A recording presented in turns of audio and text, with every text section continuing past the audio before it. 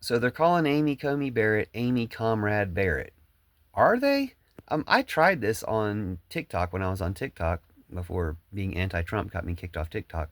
I'm suspicious of anybody who's anti-Trump that TikTok allows to stay on there because I was very mildly anti-Trump for the things they kicked me off for. But anyway, I'm suspicious of this on TikTok. There are no hashtags Amy Comrade Barrett. Or I put one on there, but that's been since deleted. So no one was really talking about this, or maybe they're talking about it on, I don't know, Parler, Truth Social, or one of these fascist sites, Fashbook, or Twitler.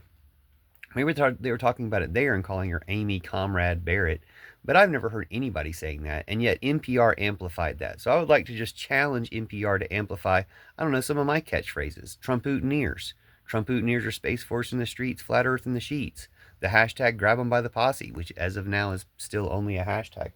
But anyway, they're amplifying a supposed criticism of Amy Coney Barrett by calling her Amy Comrade Barrett because she once voted against Trump. Now, surely she's getting all the threats that Trump-ootneers, because Trump-ootneers are terrorists, so of course they're going to terrorize her for breaking ranks with Trump. And hopefully, things like that, anytime somebody breaks ranks with Trump's and gets all the threats, like Candace Owens recently whined about getting threats on her life because I care that she got threats on her life as of the last few months whenever she started supporting Gaza.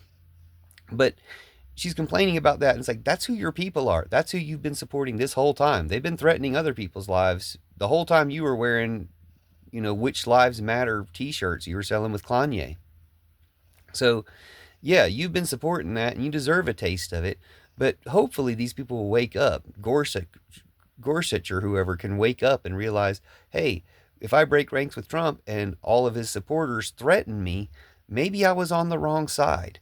The nice thing about having young Supreme Court justices like Amy Coney Barrett, Amy Comrade Barrett, is if she does change her mind on something, she can change her mind on other things too. In the long life she has ahead of her, she could decide to become pro life, which is about the only thing you put her on the bench for, right? So to not do that, but she can change her mind and mess up your whole game by just growing as a person. And it might cause her to grow as a person to get all these threats just because she voted against Trump on something. I don't even know what she voted against Trump on. But of course, more and more judges and justices, including our Putin captured Supreme Court, are going to vote against Trump, and more Trump-Putineers are going to turn against them.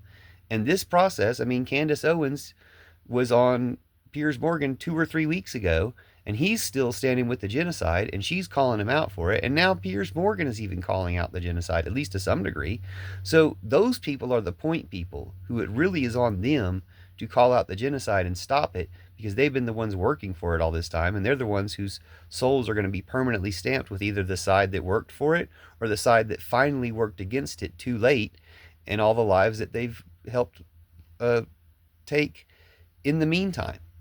So when people turn on Trump, it's good. It's good for the only duty you have to an evil master or an evil god is betrayal. Trump and Putin are antichrist. They're evil masters. If Jesus didn't protect you from Trump and Putin, then your Jesus is highly suspect and probably fake. So get with the real Jesus, the Jesus who set Judas aside to replace all patriarchy Christianity. We're replacing all their churches with the Church of Judas, and thereby ending war and Trumpism and capitalism and exploitation empire entirely forever. So it's actually a masterful plan. We're going to catch them, and we've already caught them. We've already surrounded all these evil leaders with really good intentioned, good hearted, well meaning people, and we're going to flip the script on them. All these evil leaders from Trump and Putin and Netanyahu and all the other Putin puppets around the world are all surrounded by good people, and we're going to flip the script on them and take the institutions back from them. So it is all about betrayal. You betray an evil God, and that's what we're doing here. We're betraying an evil God, betraying an evil system, and removing that God, removing that system from power. Anybody who betrays them becomes a hero. So this is kind of how it works. You actually will get a great platform and get a lot of attention because you already had a platform being promoted as one of their supporters. And then when you use that platform to be a detractor and to criticize them instead, you'll get the support of all the people. So, people are going to watch Piers Morgan now if he's finally starting to say things, et cetera, et cetera. So let's peel people off. Let's get everybody to impeach Trump. Let's betray these people who have betrayed America, Jesus, and humanity, and betray them to regain America, Jesus, humanity, and the earth. Thanks. Welcome to the Church of Judas.